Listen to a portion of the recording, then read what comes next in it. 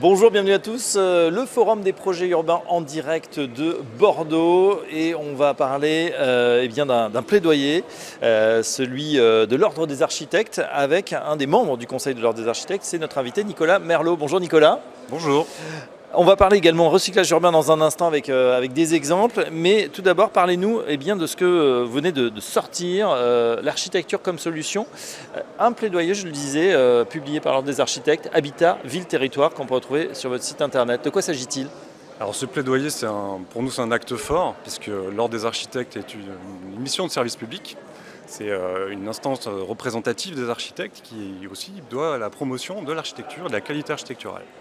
Donc c'était pour nous le moyen de propager un peu le résumé des enjeux de l'architecture telle qu'elle doit évoluer au cours des années prochaines et futures. Parce que les architectes n'ont pas évolué.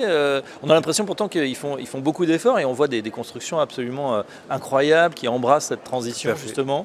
Justement, les architectes ont bien évolué et ce plaidoyer est là pour porter la voix des architectes auprès des décideurs, auprès des politiques, mais aussi tout simplement auprès des acteurs du monde de la construction, pour un peu résumer les enjeux de notre profession face aux enjeux climatiques évidemment, mais aussi à ceux de l'habitat et du mieux construire. Oui. Par exemple, on apprend, mais on le savait peut-être déjà, la ville de 2050, dont on parle beaucoup, qui doit s'adapter au changement climatique, etc. Finalement, elle est déjà construite à 80-90%. Et oui, c'est intéressant justement au travers des données qui sont écrites là-dessus. Il y a quelques données un peu phares là-dessus sur la construction qui bousculent un petit peu les idées reçues. C'est-à-dire que la ville, le futur n'est pas tout à construire. Mais évidemment, quand on dit ça, on parle de 80%, c'est la réhabilitation. Évidemment qu'il y a ce qu'il y a à faire, puisque 80% des bâtiments sont déjà construits.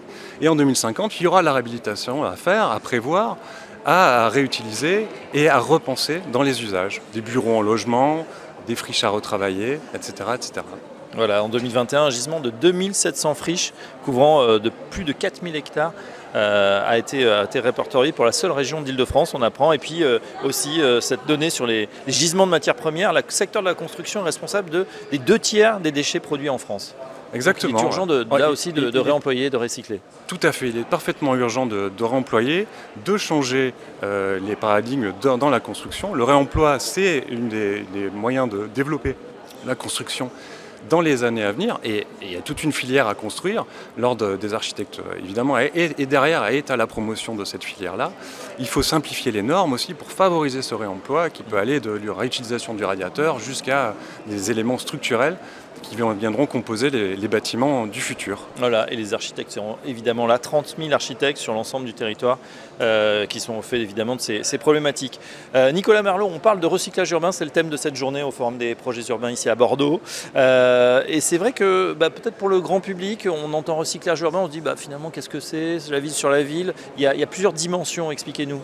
Alors justement, recyclage urbain, au-delà de la dimension presque un peu triviale, parce que recyclage urbain, on est très proche du recyclage que chacun fait chez soi, au tri là-dessus. Et ce qui est intéressant au-delà de cette dimension-là, c'est réfléchir justement, le recyclage urbain, c'est évidemment la réhabilitation. Donc en premier lieu, c'est ça, c'est le changement d'usage de chaque bâtiment, des bureaux vacants qu'il faut transformer en logement par exemple, mais c'est aussi le recyclage urbain, c'est réfléchir aux centres-bourgs, qui sont souvent en mauvaise posture, en dévitalisation, qui convient de réinvestir dans le recyclage urbain. C'est comment on arrive à remotiver, à rebooster ces secteurs un peu sinistrés.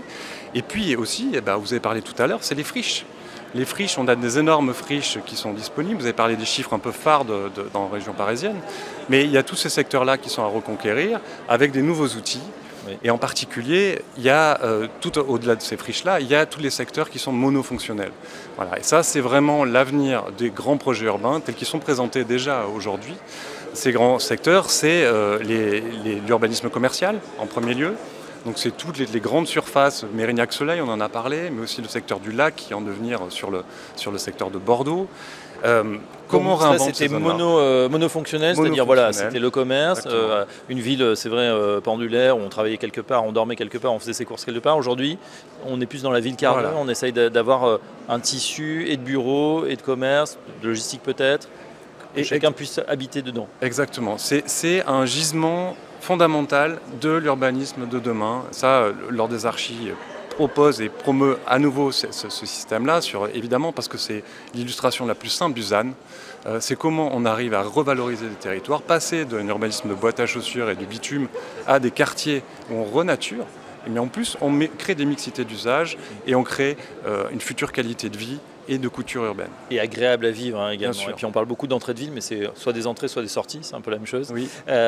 Justement, on se réapproprie ces zones qui sont déjà finalement urbanisées. Exactement. On se les réapproprie puisque souvent ces zones-là sont des zones qui sont maintenant des isolats, un peu des îlots clos dans la ville qui a rattrapé cet urbanisme dont on parle beaucoup actuellement. En périphérie il y a 20 ans, qui était une périphérie, maintenant qui est un morceau de ville à part entière. On parle beaucoup en ce moment de la France moche. Alors d'ailleurs, cette appellation un peu provocatrice, parce que cette France moche, elle est pratiquée par tous les Français au quotidien et même plus qu'au quotidien. Donc c'est un peu péjoratif d'appeler ça France moche.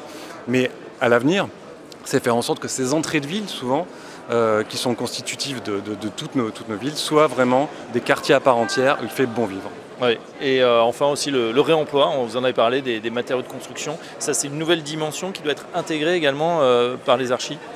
Elle est déjà intégrée, elle est freinée. Nous, ce qu'on voit surtout, c'est qu'elle est plus souvent freinée par tout ce qui est normatif. Il est difficile de réutiliser, de réemployer certains matériaux, à la fois pour les architectes du point de vue assurantiel, puisqu'évidemment les assureurs sont toujours un peu frileux à réutiliser quelque chose qui n'est pas certifié, labellisé, normé. Donc là, il y a quand même beaucoup d'évolutions à faire là-dessus, mais c'est en cours, c'est assez réjouissant là-dessus. Et puis après aussi, il y a des mentalités qu'il faut faire évoluer sur ce sujet-là pour favoriser le remploi et encore une fois aussi, une question de coût, parce que ça a un coût supplémentaire qu'il faut arriver à estomper par justement le développement de cette filière de réemploi. Ouais, voilà, une filière évidemment à développer pour effectivement passer à l'échelle, comme on dit, et que ça soit aussi cher, voire peut-être un jour moins cher que d'acheter du neuf et de surconsommer, voire de surpolluer. Merci Nicolas Merlot, on renvoie évidemment à votre plaidoyer, donc publié par l'Ordre des architectes, l'architecture comme solution, habitat, ville, territoire. Nicolas Merlot, merci, je rappelle que vous êtes membre du Conseil de l'Ordre des architectes et à très bientôt. De Nouvelle-Aquitaine. De Nouvelle-Aquitaine, oui, tout à fait. Et à très bientôt sur le Forum des projets urbains. Merci.